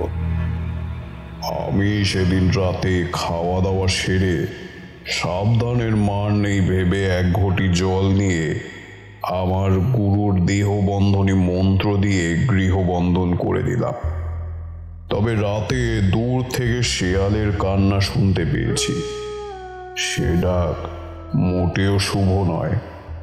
পরদিন সকালে শিবনাথ বলল, কাল কিন্তু কোনো অসুবিধা হয়নি, বেশ ভালো ঘুম হয়েছে। আমি কিছু বললাম না, চুপ করে রইলাম। তবে গতকাল থেকে যা হয়েছে সে আমার কানে শোনা মাত্র, কিন্তু এবার চাক্ষুষ দেখলামও বটে। সেই রাত্রে আমি আর বিনু বাইরে বসেছিলাম। ওরা আপত্তি করেছিল বটে, কিন্তু আমি জানি মধুসুন্দরী দেবীর কৃপায় কোনো শরীরই আমার ক্ষতি করতে পারবে না। আমিও বিনু ব্যাপারটা নিয়ে আলোচনা করছি, এমন সময় এক অদ্ভুত ব্যাপার হলো। শিবনাথের বাড়ির থেকে কিছু দূরে একটা মেয়ে মানুষের কান্নার শব্দ পেলাম। কান্নাটা মোটেও শুভ নয়, এ কান্না অন্য কিছু বলছে। বিনু আমার দিকে কেমন ভাবে তাকিয়ে আছে। হঠাৎ সে চারদিক শুকে বললে, ঠাকুর, এ যে অশনি সংকেত, মনে হয় কেউ কেউ বিপদে পড়েছে। আমরা একটা লণ্ঠন নিয়ে রওনা হলাম। শিবনাথ বাধা দিল বটে, কিন্তু সে বাধায় আমরা কেউ কর্ণপাত করলাম না। শিবনাথের বাড়ির সামনে দিয়ে একটা রাস্তা চলে গেছে সোজা হাটের দিকে। এখান থেকে হাঁটা পায় 30 মিনিট মতো লাগে, কিন্তু আমরা হেঁটে যাচ্ছি না। আমরা যাচ্ছি কারণ সে মেয়ে মানুষের কান্নার শব্দটা ওই দিক থেকেই আসছে। বেশ কিছুটা যেতে শব্দটা আরো ঘন হয়ে উঠল। বিনু বললে, সামনে বসে কেউ কাঁদছে ঠাকুর। আমরা আর একটু এগিয়ে যেতে লণ্ঠনের আলোতে দেখলাম রাস্তার একটা তাল গাছের কাছে একটা মেয়ে মাথা নিচু করে কাঁদছে। বিনু তাকে দেখে কেমন যেন ভুরু কুঁচকে দাঁড়িয়ে রইল। আমি বললাম, কে তুমি? মেয়েটি এইবারে মুখ তুলে চাইল। তাকে কেউ যেন নির্যাতন করেছে, কারণ সারা মুখে দাগ এবং কষ্টের ছাপ স্পষ্ট। এমন সময় বিনু চমকে উঠে বলল, খবরদার ঠাকুর, ওর কাছে যাবেন না। ও ও একজন অশরীরী পিশাচিনী। দেখুন দেখুন, ওর পাদরও দেখুন। আমি তার পায়ের দিকে তাকাতেই বুকটা ছ্যাদ করে উঠল। আতঙ্কে কাঠ হয়ে গেলাম। বিস্ফারিত চোখে দেখলাম মেয়েটার পায়ের চেটোটা পেছন দিকে আর গোড়ালিটা সামনে। আমি বিপদ বুঝে মন্ত্র পড়তে শুরু করেছি, কিন্তু বিনুর দিকে তাকিয়ে ভারী অবাক হয়েছি। তাকে দেখলাম ডান হাত মুঠো করে পিশাচিনীর সামনে ধরে আছে। তার চোখ লাল আর ক্রোধে তাকিয়ে আছে পিশাচিনীর দিকে, কিন্তু তার পলক পড়ছে না একটুও। আর বসে থাকা পিশাচিনী ক্রোধে তাকিয়ে বিনুর দিকে, সে যেন আর নড়তে পারছে না। বিনু ভারী গলায় বললে, ঠাকুর, এটাকে এখানে শেষ করে ফেলুন। আপনার হাতে লণ্ঠনটা ওটা ছুঁড়ে দিন ওই সর্বনাশের দিকে। আমি তো অবাক। এ যেন বিনুর কণ্ঠস্বর নয়, যেন তার ওপর কেউ ভর করেছে। আমি আর দেরি না করে সজোরে লণ্ঠন ছুঁড়ে মারলুম, আর দপ করে আগুন জ্বলে গেল তার গায়ে। এক অব্যক্ত আর্তনাদ করে উঠল সেই নরকের পিশাচিনী। সেই চিৎকারে মস্তিষ্কে হিম আতঙ্কের বাসা বাঁধে, হাত পা কাজ করে না। বিনু দাঁত মুখ খিচিয়ে জোরে জোরে বলছে, শয়তানি, তুই কিনা আমাদের মারবি? গোটা গ্রামকে তুই শেষ করেছিস, এবার তোকে আমরা শেষ করলাম। এবার তোর গুরুর পালা। দেখলাম বিনু এক দৃষ্টিতে আগুনের দিকে তাকিয়ে আছে, আর তার পলক একটু পড়ছে না। আমিও সেদিকে তাকিয়ে একটু পরে বেশ কয়েকজনের চিৎকারের শব্দ পেয়ে বুঝলাম গ্রামবাসীরাও হাতে লাঠি ও লণ্ঠন নিয়ে এদিকেই আসছে। বিনুকে দেখলাম সে যেন ঝিমিয়ে পড়েছে, তার চোখ বুজে আসতে লাগলো। আর ওদিকে আগুন নিভে গিয়ে অন্ধকারে একটা পোড়া গন্ধ নাকে এলো। শিবনাথ এসে হাজির। সে বললে, কিরে তারানা, কি হয়েছে? আমি বলার ভাষা হারিয়ে ফেলেছি। শুধু মাটির দিকে আঙুল দেখিয়ে অচৈতন্য হয়ে পড়ে গেলাম। পরদিন সকালে আমার জ্ঞান ফিরলেও বিনুর প্রবল জ্বর দেখা দিল। এত জ্বর যে বিছানা ছেড়ে উঠতে পারছে না। আমি তার মাথায় হাত বুলিয়ে বললাম, কেমন আছো এখন? ঠাকুর, সামনে বড়ই বিপদ বলে আবার চোখ বুঝল। এবার আমি একটা ব্যাপার বুঝলাম, একটা ব্যাপার আমার কাছে পরিষ্কার হলো। বিনার আত্মার মৃত্যু হওয়ায় শয়তান কাপালিক টোনা করেছে। মরণের পরেও সে আরো শক্তিশালী হয়েছে। কিন্তু চিন্তা হচ্ছে বিনু সেরে উঠবে তো? ওর যদি কিছু হয় তাহলে গ্রামে গিয়ে কি জবাব দেব? এমনি করে কাটলো 2 দিন। তবে এই 2 দিন কোনো ঘটনা ঘটেনি, কিন্তু 3 দিন পরের একটা ঘটনায় মাথায় বজ্রপাত হলো। খবর পেলাম জমিদারের গিন্নি মারা গিয়েছে। অদ্ভুতভাবেই। ব্যাপার কি দেখবার জন্য আমি, শিবনাথ ও গ্রামের বেশ কয়েকজন গেলাম, কিন্তু বিনুকে নিয়ে গেলাম না, কারণ তার জ্বর সেরেছে বটে, কিন্তু শরীর এখনো বেশ ক্লান্ত। শুধু যাওয়ার সময় বললে, সাবধানে ঠাকুর, সে হতভাগা কাপালিক আপনাদের ক্ষতি করার জন্য উন্মাদ হয়ে উঠেছে। তুমি চিন্তা করো না বিনু, বিশ্রাম করো। আমার ক্ষতি করা অত সহজ না। জমিদার বাড়িতে পৌঁছে বুঝলাম বেশ লোকজনের ভিড় জমেছে, আর চারদিকে একটা শোকের ছায়া। আমরা প্রবেশদ্বার দিয়ে ভেতরে গিয়ে উঠোনে এলাম। সেখানেই জমিদার গিন্নির মরদেহ রাখা। তাকে ঘিরে সবাই দাঁড়িয়ে আছে, আর জমিদার রামনাথ বাড়ির দালানে বসে কাঁদছে। তবে তার গিন্নির মরদেহ দেখে আমরা সবাই বেশ অবাক হয়েছি। দেখলাম শরীরটা যেন কাঠ হয়ে গেছে, যেন কোনো এক রক্তচোষা বাদুড় গ্রাস করে তাকে ছিঁড়ে দিয়েছে। শিবনাথ জমিদারকে বললে, কি করে হলো এসব বাবু? জমিদার চোখের জল মুছে বলল, গতকাল রাতে সন্ধ্যা প্রদীপ জেলে কি যেন দেখে ভয়ে চিৎকার করলো। ব্যাপারটা কি দেখবার জন্যে আমরা সবাই গেলাম। দেখি না গিন্নি মাটিতে পড়ে ছটফট করছে আর বলছে,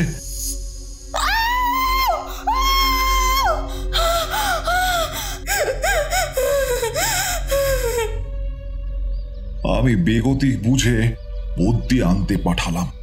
বদ্যি সব দেখে শুনে বললেন কোনোভাবে ভয় পেয়েছেন মনে হয় গিন্নি, তারপর ওষুধ দিয়ে চলে যান।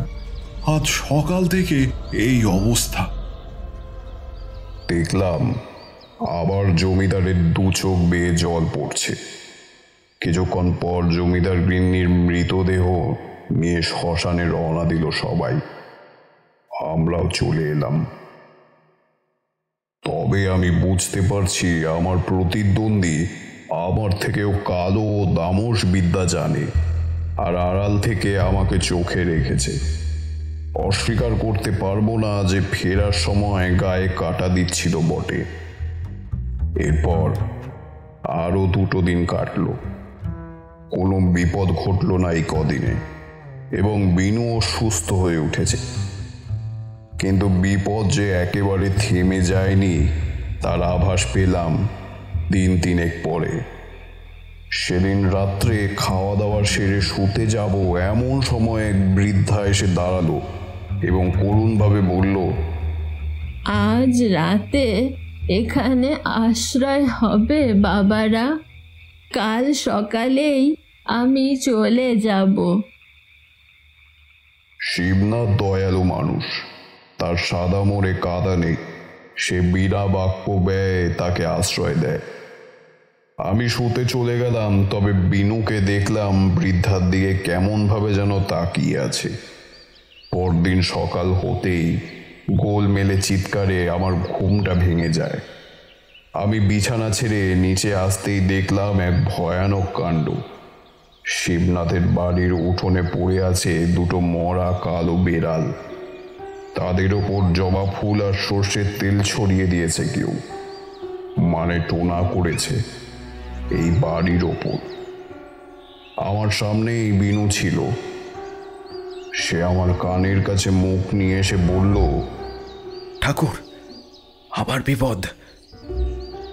কিন্তু শিবনাথ যা খবর দিল তাতে আরো একটা সন্দেহ বেড়ে গেল, কারণ বৃদ্ধা নাকি ভোর হতেই চলে গেছে। তবে আমি যেন 2 আর 2-এ 4-এর একটা মিল পাচ্ছি। এখানে বৃদ্ধা কোনো অতিথি নয়, বহুরূপী পিশাচিনী, আর সেই সবাইকে গভীর ঘুমে আচ্ছন্ন করে রাত জেগেই কুকর্ম করেছে।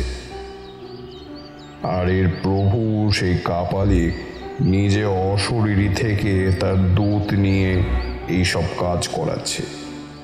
শিবনাথ কাঁদো কাঁদো গলায় বললে, ও আমাদের বাঁচতে দেবে না, বাঁচতে দেবে না শয়তানটা।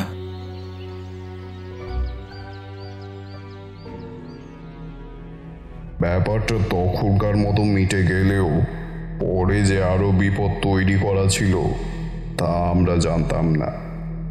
বেলার দিকে বাড়ির 2 জন মরা বেড়াল ফেলে দিয়ে ওটা উঠোন জল দিয়ে ধুয়ে দিল। আমি বড়ই চিন্তিত হয়েছি, কারণ যাকে চোখে দেখা যায় না তাকে বধ করব কি করে? তাকে বধ করতে গেলে বন্ধন করে স্থির করতে হবে, তারপরে এই কাজ করা সম্ভব। এর পরের দিনই আরও একজন শিকার হলো। পরদিন সকালে উঠে আমি নিম ডাল দিয়ে দাঁতন করছি, আর বিনু বিমর্ষভাবে দালানে বসে আছে। এমন সময় শিবনাথ বললে, তারানাথ, সর্বনাশ হয়ে গেছে রে। কেন, কি হয়েছে? জমিদারের ভাই আত্মহত্যা করেছে। আমি নিম ডাল ফেলে জিজ্ঞাসা করলাম, জমিদারের ভাই? তিনি আবার কোথায় ছিলেন? এসে থেকে তো তাকে চোখে পড়েনি। পাশের গ্রাম বকুলগঞ্জে বাড়ি ওনার, ওখানকার উনি জমিদার। গতকাল নাকি এখানে আসার কথা ছিল, কিন্তু কি যে হলো কে জানে। সব ওই শয়তান কাপালিকের আত্মাই এসব করেছে। আমি একটু ভেবে বললাম, আচ্ছা, জমিদারের কি কোনো মেয়ে আছে? হ্যাঁ আছে তো, রমা। রমা দেবী এখন কোথায়? তার তো বিয়ে হয়ে গেছে, কিন্তু কেন? না, এমনি। আমার কথা শুনে বিনু লাফিয়ে উঠে বললে, ঠাকুর, আপনার সাথে একটু কথা ছিল, খুবই জরুরি ও গোপন। আমি মুখ হাত ধুয়ে তাকে নিয়ে বৈঠকখানায় গেল। সেখানে দু এক কথা তার যুক্তি আমাকে বলল। প্রস্তাবটা নিতান্তই আকস্মিক। কি যুক্তির কথা বলেছিল তিনকড়ি? তারানাথ মৃদু হেসে বলল, তোমাদের পরে সে কথা বলবো, আগে এই কাহিনীটা শেষ করি।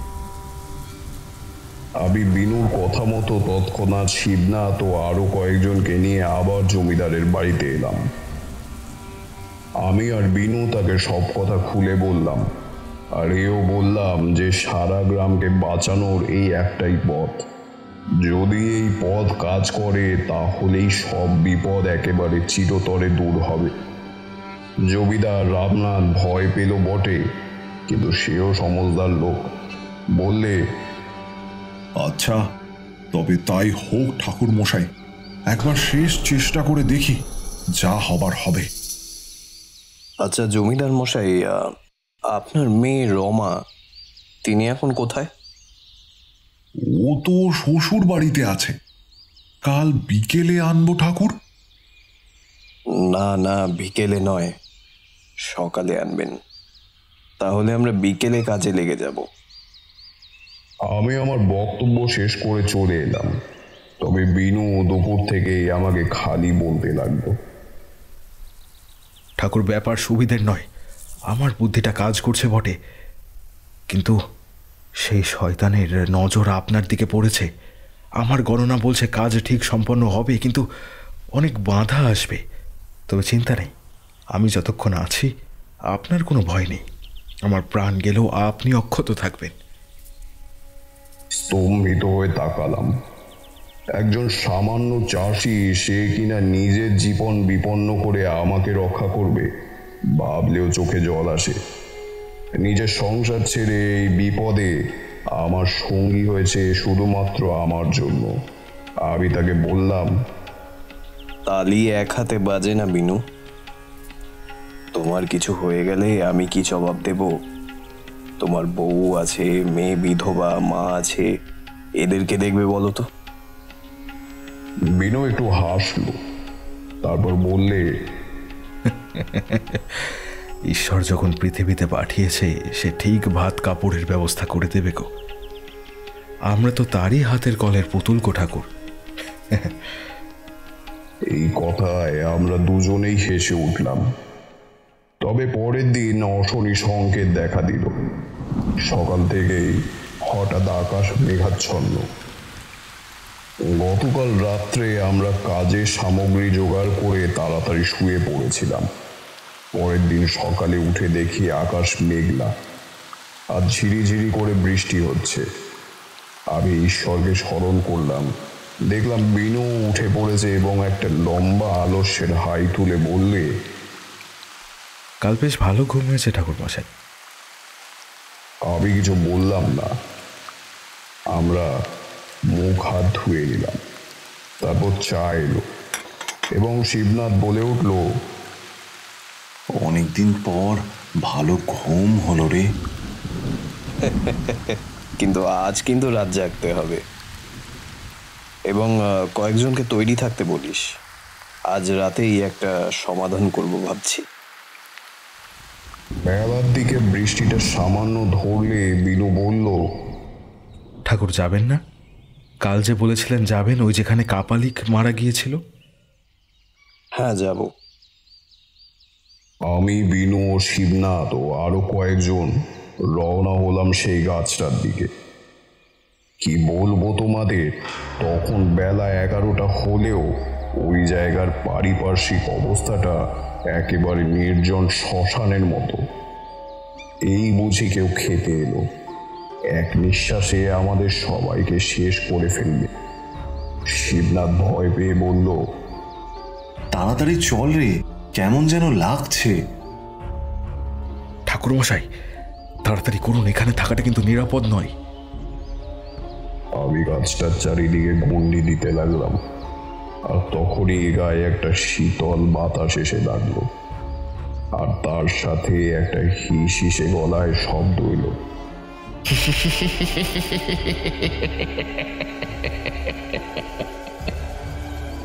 আমি মধুসুন্দরী দেবীর ধ্যান করতে করতে কাজ শুরু করলাম। তিন করি আবার মাথা নাড়া দিয়ে বলে উঠল, আজ তোর খেলা শেষ হবে রে শয়তান, তোকে বধ করবে আমার ঠাকুর। আমি স্থান বন্ধন করে চলে এলাম, তবে আসার সময় বার কয়েক কানের সামনে সাপের মতো হিস হিসের শব্দ শুনতে পেয়েছি।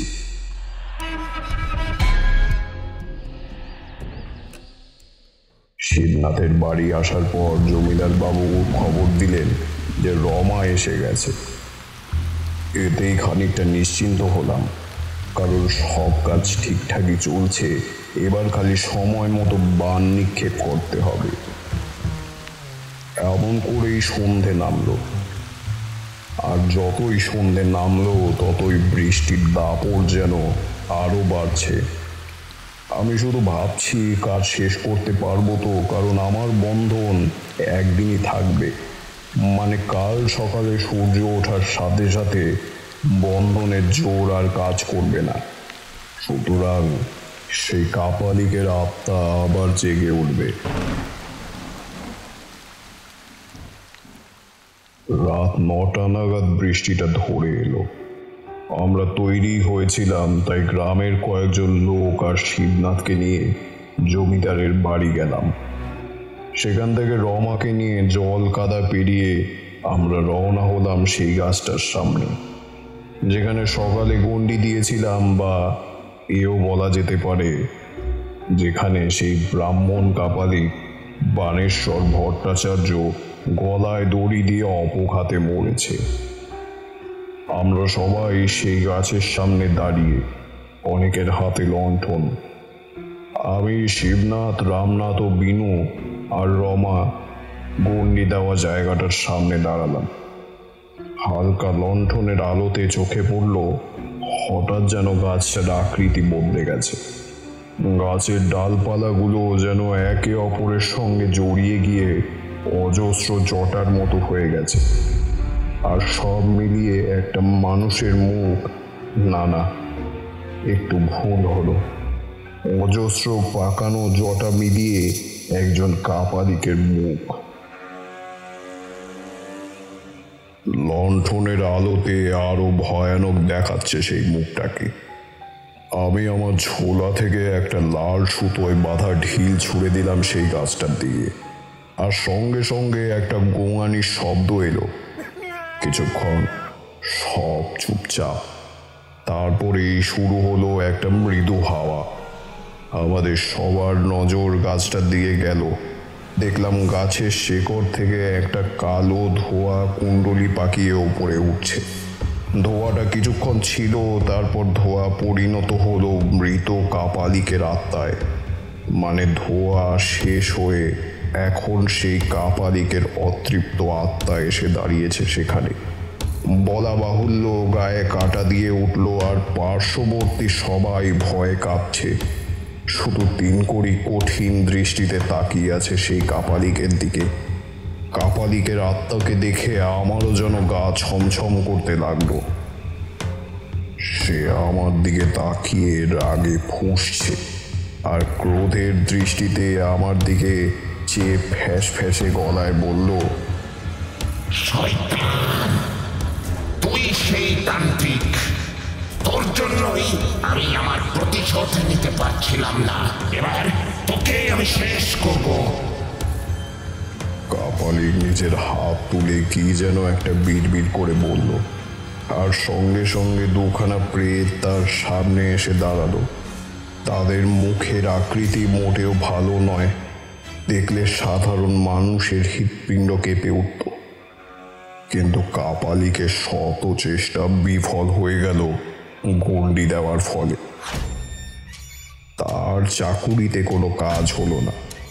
এদিকে বিনুকে দেখলাম কিছুক্ষণ মাথা নিচু করে দাঁড়িয়ে হঠাৎ মাথা তুলে যেন তীব্র হুঙ্কার দিয়ে উঠল এবং আমাকে বলল, বলেছিলাম না ঠাকুর, ব্যাটা ঠিক আমাদের পাতা ফাঁদে পা দেবেই।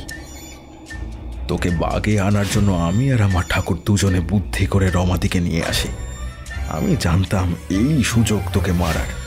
ঠাকুর আর দেরি করবেন না, ব্যাটাকে উপযুক্ত শাস্তি দিন।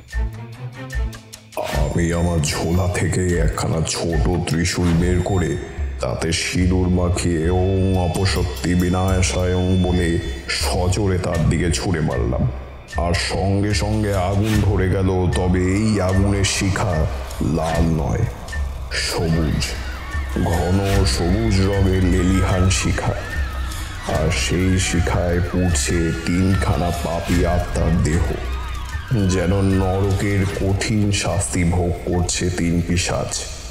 বেশ কিছু সময় পরে আগুন নিভে যেতেই শুরু হলো ধুলোর ঝড়, তৈরি হলো ঘূর্ণি।